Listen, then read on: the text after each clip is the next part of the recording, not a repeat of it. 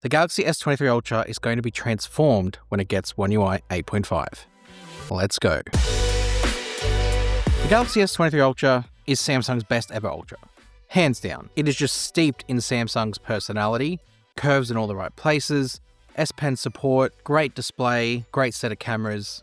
It's got everything that you'd want from an Ultra, and it just, for its time, 2 years ago, 3 years ago almost now, is just the best. And I look back on it fondly. And I'm so glad that from a software point of view, it's going to get the oneui 8.5 update, because it's truly going to make a difference. Just like we did with the S24 Ultra, let me show you what is going to be new on the S23 Ultra, and also what's not there with oneui 8.5. The first one, the most obvious one to start with, is the quick panel. Dragging down from that top right corner, hitting that edit icon, opens you up to a world of quick panel customization. You can move toggles around, you can change the size of toggles, you can remove toggles, and you can go in and add toggles back from the add a control menu.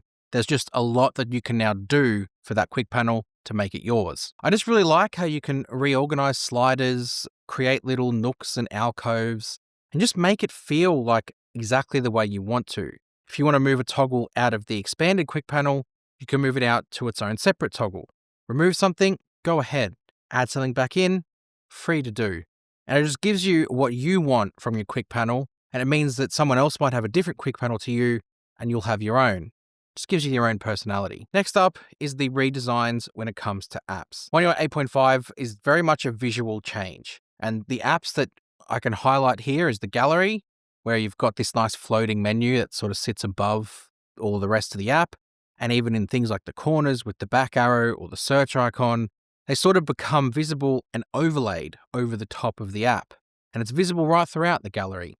That's probably the best showcase of it. But then you've also got something like My Files, which is slightly different, but you've got the search icon down the bottom, which acts as that sort of overlay above the app. And then the rest of My Files has kind of been condensed in together, sort of give you better categories, better visuals, just easier to find stuff that you need. Similar to the gallery, you will find that update in the phone dialer now too, where that centralized menu with that floating menu kind of sits there in the bottom and the middle, and then you can sort of activate the toggles that you need to. Samsung have also redesigned the settings menu. Now, it's not just like this massive redesign. It's basically still the same principle of oneui settings from years ago. It's now just, I guess, cleaner and easier to sort of find things, because they've removed all of the text or the subheading text that used to be there, and it's just now the clean headings, and that's it. And when you're scrolling through, you also get a bit more screen real estate, top and bottom. It doesn't sharply cut off anymore.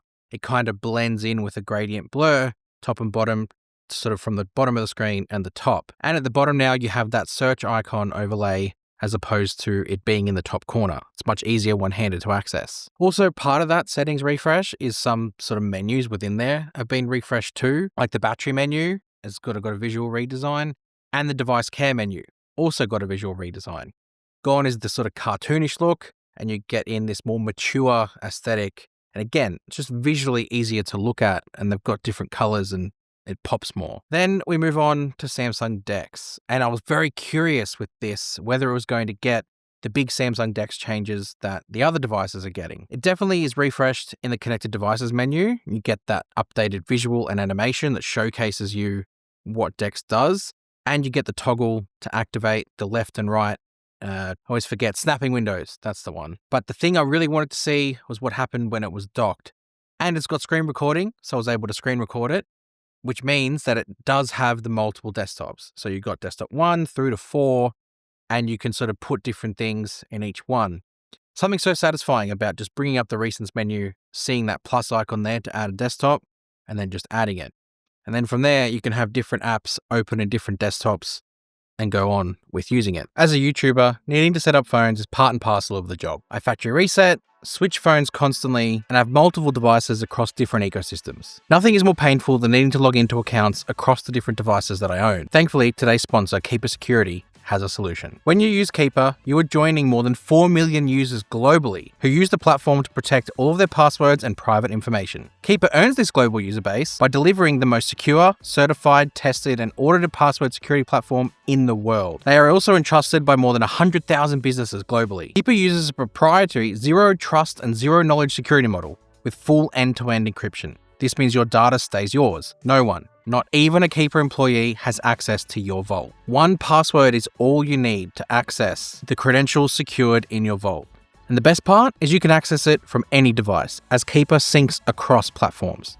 Great for me. So whether you're switching ecosystems for both work or personal use, unwrapping new tech this holiday season, or simply just looking to upgrade your cybersecurity, Keeper makes it so simple. And they've made it even easier to start by offering you a special offer. Use the code TECHWITH50 at the link in the description to get Keeper today. And thank you to Keeper Security for sponsoring this video. I was also very curious about the camera, because this kind of missed out on some camera features with One UI 7 and One UI 8.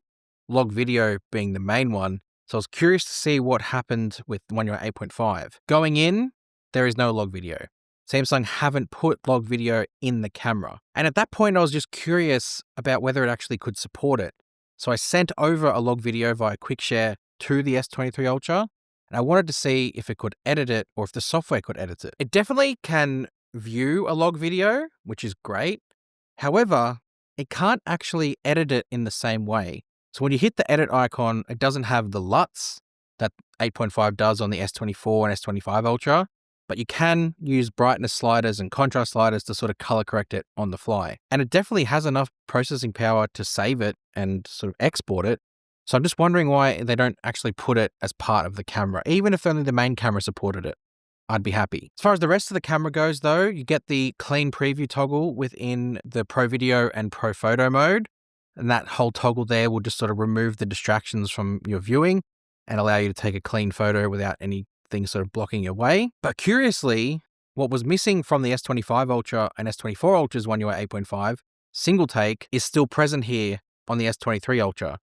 You can still take a single take photo, and even the gallery still obviously processes them, albeit a little bit differently. There's no longer an up arrow. It's just like a little icon in the corner that you press, and it brings single take up. But it's here into the settings of the camera, and you have save videos to external storage as part of the main settings now, which means you'll be able to toggle that on and connect up SSD into here and then save videos directly from the phone onto there as you're recording. And I was also very curious about Galaxy AI because of the fact, again, it missed out on things like the Now Brief and Health Assist and Audio Eraser. Maybe One UI 8.5 was going to bring it in, but no. When you go through the Galaxy AI menu, they're not in there. No Now Brief, no Health Assist, no Weather Wallpaper, no Audio Eraser. I wanted to check if Audio Eraser was maybe in the Instant Audio Eraser feature, like when you play a video in the gallery and it brings it up as a little button. Not there.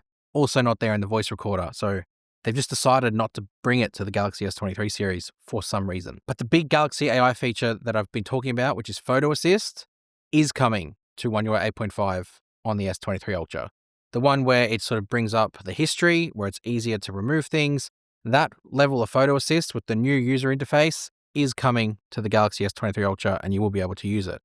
What's also really positive is this is getting some other One UI 8.5 features that have sort of been announced. Things like storage share is coming to here, where you can access another device's storage on the S23 Ultra using wirelessly. You use nearby devices where you drag a device in and then select storage share, hit allow on the other phone, and then it connects the two up, and then you can access them wirelessly. Browse the files menu, choose a file, view it. All can be done using storage share. The other one that's new too is audio broadcast, where you actually can broadcast from this device to another one using Auracast, I think it uses, and Bluetooth low energy devices just connect in and can pick up on either the media or the microphone that you're outputting from here, and this can also pick up from other devices as well. So that's going to be One UI 8.5 on the Galaxy S23 Ultra. Pretty exciting what we can see from this build of what's coming. A little bit annoying what isn't coming. The Now Brief I thought for certain was going to be here, but it isn't. And I also thought things like Audio Eraser and Log Video would come across. They haven't. But there's enough here. The big stuff like the stuff the Samsung Dex, the quick panel customization, that will definitely make its way to One UI 8.5 on the S23 Ultra. To keep up to date with that sort of stuff, make sure you hit subscribe to here. Go check out my other tutorial videos, other reviews. Got plenty of live here on Tech with Benefits. Hit subscribe whilst you're down there. I already said that. Leave a comment if you want about what you liked about the S23 Ultra and One UI 8.5, and I'll see you guys in the next one. You!